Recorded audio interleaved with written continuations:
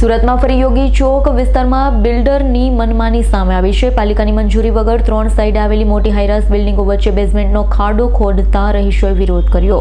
સુરતના અલથાણમાં બિલ્ડરની બેદરકારી બાદ સુરતમાં ફરી એક વખત બિલ્ડરની મનમાની સામે આવી છે।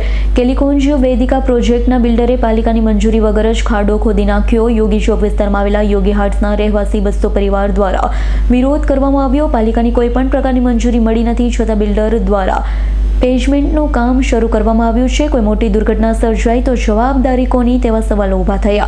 પ્રોજેક્ટની 3 સાઈડ મોટી હાઈરાસ બિલ્ડિંગો આવેલી છે। વિરોધ કરતા સુરત મહાનગરપાલિકા દ્વારા તાત્કાલિક અસરથી કામગીરી અટકાવવામાં આવે।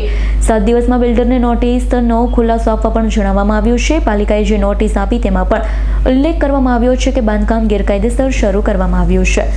મારું નામ હિતેશ બોરડ છે। યોગી હાઇટ્સમાં બાજુની બિલ્ડિંગમાં જે પ્રોજેક્ટ બને છે બાજુની જગ્યામાં, તો એ જગ્યામાં મંજૂરી વગર ગેરકાયદેસર રીતે મંજૂરી મળ્યા વગર એને કામ ચાલુ કરી દીધેલું છે।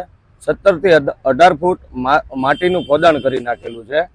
તો મંજૂરી વગર આવું કેમ? આગળ પણ અલથાણ સાઈડ આ રીતે બનાવ બનેલો છે અને દિવાલ પડી ગયેલી છે અને બિલ્ડિંગમાં પણ થોડી નુકસાની થયેલ છે। તો અમારી એટલી જ માંગ છે કે જલ્દી આ માટી પુરાણ 2 દિવસની અંદર કરવામાં આવે। જો નહીં કરવામાં આવે તો અમે કલેક્ટર ઓફિસે આવેદનપત્ર આપવા જઈશું। યોગી ચોક પ્રમુખ છાયા સોસાયટીની સામે યોગી હાઇટ્સની બાજુમાં ત્યાં ગેરકાયદેસર બાંધકામ શરૂ કરેલું છે। ત્યાં થોડુંક વધારે પડતું ખોદકામ કરેલું છે।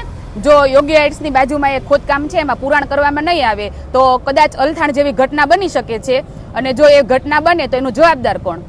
કેટલા પરિવાર રહે છે? 200 કરતા વધારે પરિવાર રહે છે। આ બાબતે તમે કઈ રજૂઆત કરેલી છે? હા, અમે કાર્યપાલ ઇજનેરને નોટિસ આપેલી છે।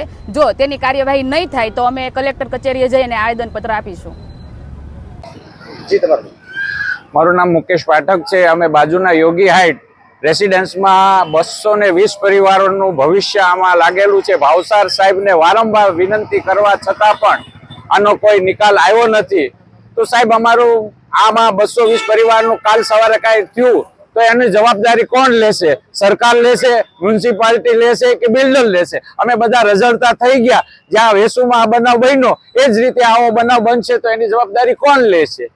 Bureau report S9 news Surat.